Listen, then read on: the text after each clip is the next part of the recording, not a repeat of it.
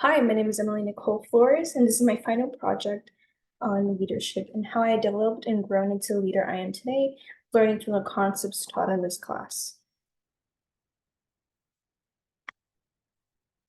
We're going to be starting off with the introduction, introducing what leadership is, and then we'll do a reflection on my initial leadership skills and soft skills, and then we'll talk about how I grew and learned into uh, the true definition of leadership, through the concepts that it is taught in the class.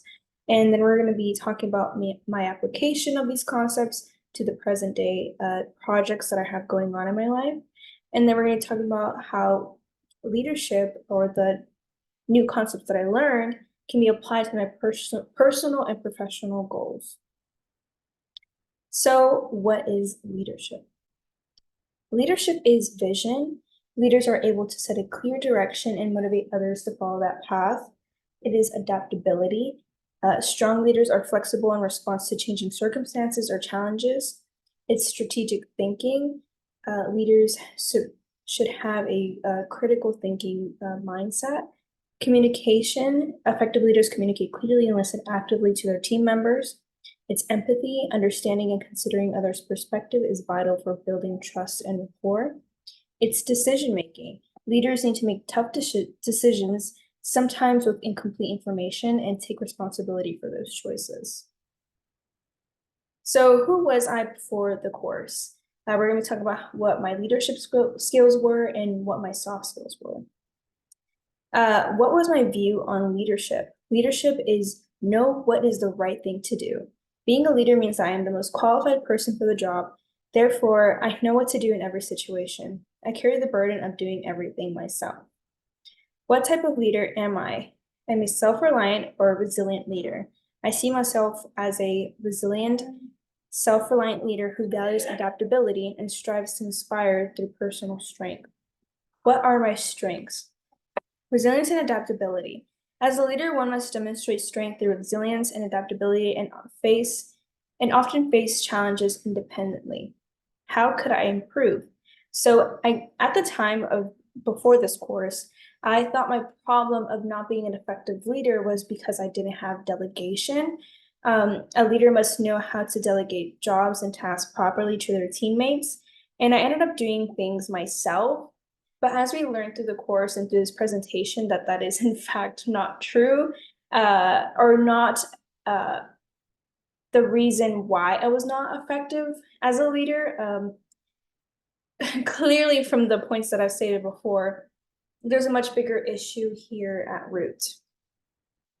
So my soft skills, I'm a good problem solver. I have the ability to identify problems, analyze causes, and implement solutions.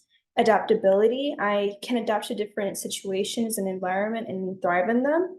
Work ethic and perseverance, I work hard to achieve the results that I want. I do not want to stop until I succeed. And attention to detail, I am thorough, accurate, consistent when completing tasks. So we're going to talk about how I gained these leadership skills, or the leadership mindset that I had and the soft skills that I had. To start off, I currently go to a church where I'm leader of the worship team. I'm the lead singer, and I also am able to fill in any spots that might be missing, such as the piano, the bass, the drums. And during my experience, which is about 7 years, I learned to be an adaptive leader. When there's an event we needed practice, and finding times to practice meant that I had to be flexible and adapt to my team's schedules. And there'd be instances where I needed to reschedule or last minute change plans because people were missing, or some people couldn't make it. My team was young or younger than I am. So I am assumed to know all the answers just due to my experience. And if there's any confusion about like any songs or any structures of the song, I was just expected to know what to do. And I usually take over, which brings me to having a good sense of direction. In the worship team and on stage, it is easy to be hesitant or afraid of crowds. So having a good sense of direction made my team more confident. In my sophomore year of college, I was part of the Bauer Honors Leadership program.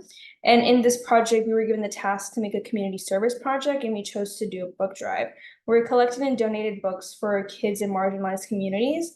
This project taught me to work hard and have a good initiative because most of my team didn't really know where to go or what direction to go in. So I just ended up taking over most of that project, and I became a really self-reliant leader. It was really challenging, and I had to have a lot of resilience, hard work, and a good attention to detail. But the end result was that we ended up collecting 298 books for that. And then I was also a botanical garden intern. I was given the task to be a leader in designing a flower bed and in the garden, and where I was faced with a lot of challenges where I had to consider the time of year, the durability of the plants. And here I was able to evolve my problem solving skills, and I definitely had to pay a lot of attention to detail, especially because it was a public botanical garden. So I had to, of course, build resilience because my team wanted to work for little amounts of time since we were working in the hot sun and Texas heat. So it's very difficult, but very rewarding in the end. So now we're going to talk about my growth in learning and learning the truth about leadership. So throughout the course, we were giving a lot of amazing articles to learn fundamental concepts of what true leadership looked like and how to develop our leadership skills.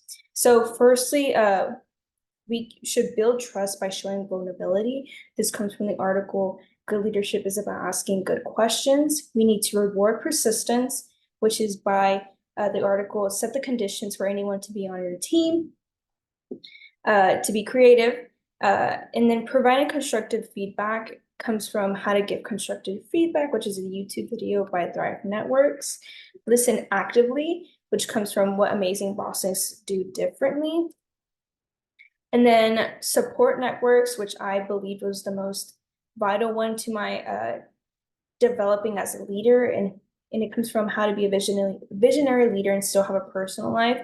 And of course, openness and learning. And it comes from the most important leadership competencies according to leaders around the world. So first, we need to build trust by showing vulnerability. Of course, this was a very hard concept for me to understand, especially when my initial reflection of leadership was be someone who's strong, resilient, someone who knew all the answers. But we'll discover why vulnerability builds trust. It promotes authenticity. Vulnerable leaders are perceived as genuine. People respect leaders who admit they don't know everything, which fosters a more stronger and authentic connection with them. It encourages openness. By showing vulnerability, leaders create an environment where others feel safe to express their ideas, challenges, and uncertainties. And it just fosters a culture of openness and mutual respect. And it invites collaboration. Vulnerable leaders ask for input and help from others. And it not only brings a fresh perspective, but it also demonstrates that the value of contribution of others and reinforcing a sense of trust and shared purpose. It promotes a growth mindset, which we'll later learn is a very important mindset to have, where leaders admit they don't have all the answers. It shows that they're willing to learn and grow. This signals that mistakes or challenges are part of the journey, encouraging a culture where learning and development is prioritized over perfection. And then finally, it eases anxiety.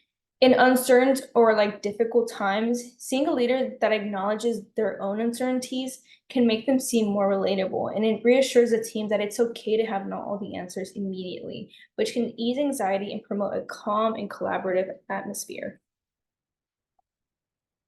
Next is rewarding persistence. This one was a very fun article to kind of dive into.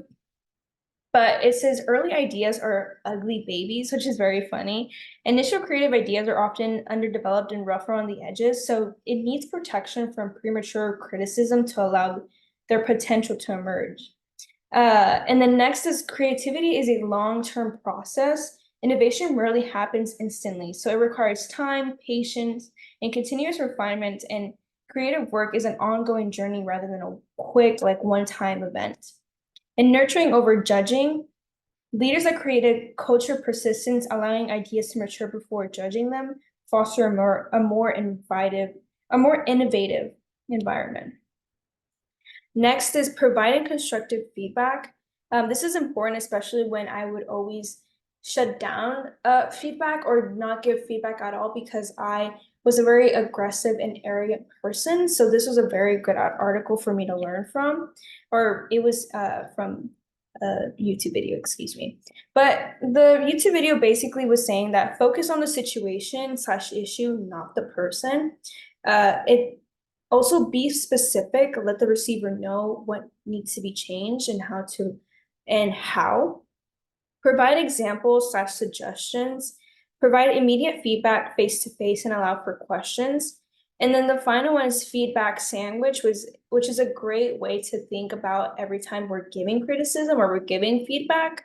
It's of course we acknowledge the strengths of the ideas that they're approaching us with, and then the suggestions.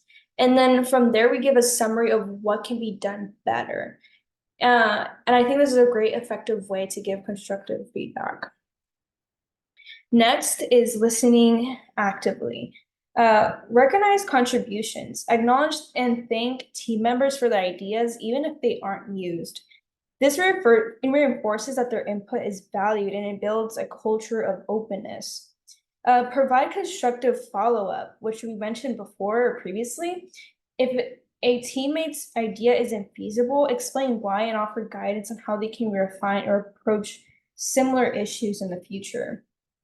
Be adaptable, remain open to changing your stance if an employee presents a compelling idea. Demonstrating flexibility can encourage others to speak up. Promote a team of culture and listening. Encourage all team members to listen to each other, fostering respect and collaboration within the team. And lastly, openness and learning. We can see that, oh, excuse me, not lastly, but flexibility to change opinions. Leaders should be willing to reassess their viewpoints with new information arises. Demonstrating flexibility encourages employees to stay open-minded and responsive to change, and adapting opinions when necessary signals to the team that evolving perspectives are valued. As we mentioned before, it's very important to have that open mindset. And then openness to new ideas and approaches. Leaders should create an environment where team members feel comfortable sharing ideas. Embracing diverse viewpoints and enhancing problem-solving innovation by bringing different perspectives. Leaders can often foster this openness by actively listening, as we mentioned before, and refraining from judgment until all ideas are heard. So it's a very important to, again, these concepts of no judging, open listening, and just having a learning mindset. And lastly, the most importantly is support networks. And the purpose of a support network is to provide leaders with honest feedback on decisions, actions, and overall performance.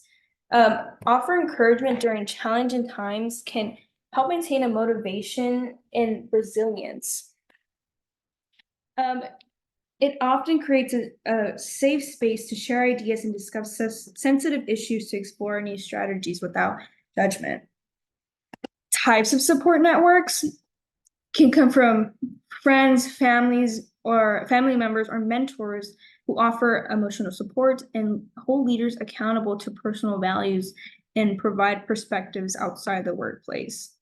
And in professional allies can be trusted colleagues, advisors, or mentors within the industry who can offer insight, guidance, and constructive criticism based on their experience. So the benefits of a strong support network is it improves decision-making. Feedback from trusted individuals can refine ideas, reduce blind spots, and lead to better choices. It gives emotional stability. Having people to rely on during high-stress periods can help reduce feelings of loneliness and isolation common along leaders, which is something I really struggled with beforehand. Accountability. Trusted individuals can be reminded to remind leaders of their personal and professional commitments and values, helping them stay grounded. So now that we have gone over these concepts, let's talk about how I apply these to my current projects that I am working on. So again, I know these concepts, now what? I'm currently working at a mentorship as a mentor at the Bauer Honors program. And I've applied these concepts by listening actively, providing constructive feedback when needed, and I also take the time to have an open mind to allow my mentees to share their ideas for college. And I have found myself learning from them rather than me teaching them. And I also admit to them when I don't have all the answers. And this is great because it allows us to seek for the answers together instead of me pretending or lying or just being arrogant and saying, this is the answer. I'm also a student program coordinator at the Bauer Honors program. And I'm able to encourage students to say and develop new ideas that could promote engagement in the Bauer Honors program. Like stated before, rewarding persistence has come in hand, and the ideas has come in hand, and the ideas in the projects that seemed foggy at first turned out to be big hits. For example, let's say like having positive affirmations at the front desk might seem silly, but it did promote engagement and have people start a good conversation in the commons. And it's important to have a nurturing over judging mindset and just promote creativity in the long run. And then in my worship team, I often, as I stated before, took over everything, but now I am actively listening. And when it comes to constructive feedback, I've been using the concepts that I've learned in the class. And I've just also been open and vulnerable of stating I don't know all the answers. And this has created a much more healthy environment in my team with my worship team. And currently with my group projects with business law and ethics and my government classes, with this new mindset that I have of leadership, all of my teams have been effective and have been such a great experience to work with, because I'm not just showing up to my teams and saying, oh, I'm going to take over everything. I've been going and saying, okay, what are your ideas? How can we approach this together? And it's been a very rewarding experience applying these concepts that I've learned to the projects that I have currently right now. So now moving on to the future, what will my future look like applying these concepts that we have learned from the course? So I have noticed that the reason that I was probably doing everything to myself was because I had no sense of communication. So one of the first skills that I took away from this course was communication. Having a good communication with your teammates is such a fundamental thing to have, not only because if you're just in the mindset of just doing everything yourself, it could also just lead to so many confusions. And I found myself with that problem in the past, and communicating has really helped just clear up everything.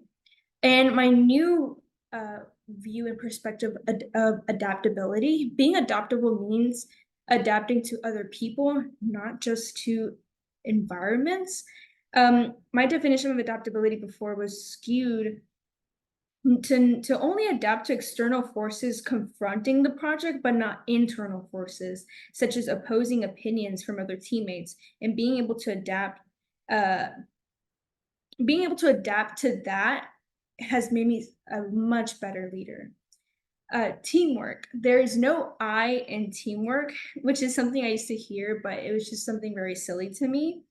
But again, having the support from your team members and from people outside the project helps remove that burden of having to do everything by yourself.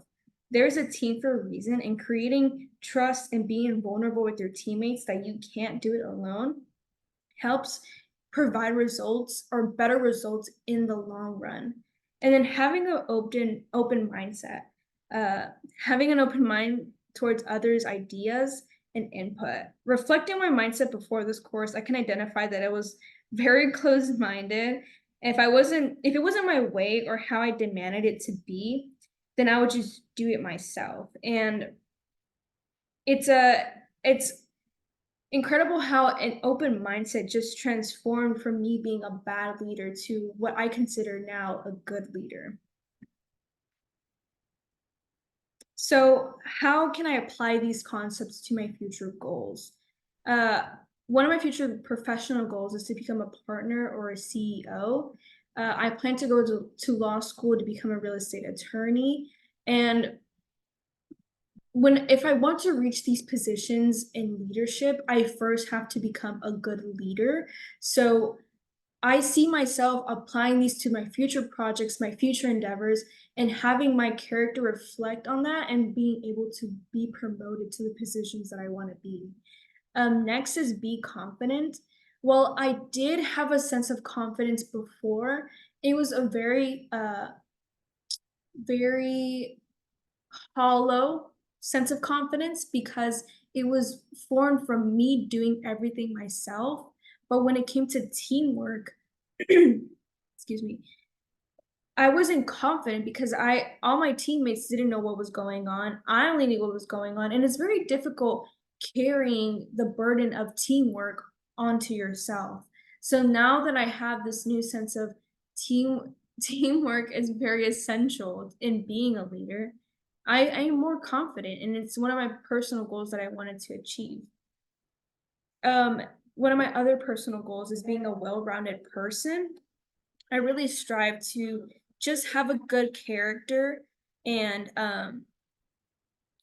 with the concepts that I've learned in this course, following these not only make me a better leader, but just a better person overall. Uh, the way that I was, my character was reflected my leadership. I was an arrogant person, someone who's closed-minded, someone who didn't listen actively to others or my teammates.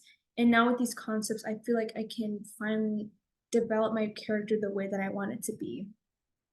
Next, help me lead future projects. Again, I've always been someone who's taken the initiative, and now I feel like I can take the initiative correctly, especially when beforehand I was just like, I'll do it myself, me. But now it's okay. When I take the initiative, what's the first task that I can do that will make my team feel like there is a sense of camaraderie or how can I involve them in every decision that is made? Next is take initiative again, but ask for help. So important. And it's something that I really took away from this course that, okay, I'm doing it, I'm taking initiative, but ask for help. And with these concepts, I really feel like I can apply this and finally achieve that goal of like not carrying everything by myself, but having, again, a good support network and a good team. And this might be silly, but being kinder, again, I feel like I've been perceived as someone who's mean and who just does everything themselves. But with these concepts of the course, I feel like I can be able to, again, develop my character the way that I want it to be, but also be kinder to people, actively listening and taking their opinions and consideration into consideration is kind and it's a good reflection of who I want to be. And then lastly, one of my ultimate professional goals is become a great leader. Uh, sorry, become a great lawyer. And while this may be kind of out of context or just not applicable, being a good leader generally enhances everything in your life, and that includes becoming a lawyer. Even though I would go to school and achieve and get my law degree, it's important to apply these concepts when dealing with clients because just because I have the degree and the knowledge, outside perspectives can really move a case forward, especially when it's with with concepts or if it's with situations I haven't been dealing with before. And having my previous mindset of being arrogant or just thinking, well, I know everything, I can do it, won't make me a great leader. But with these concepts from the course, I generally feel like I can become a great lawyer.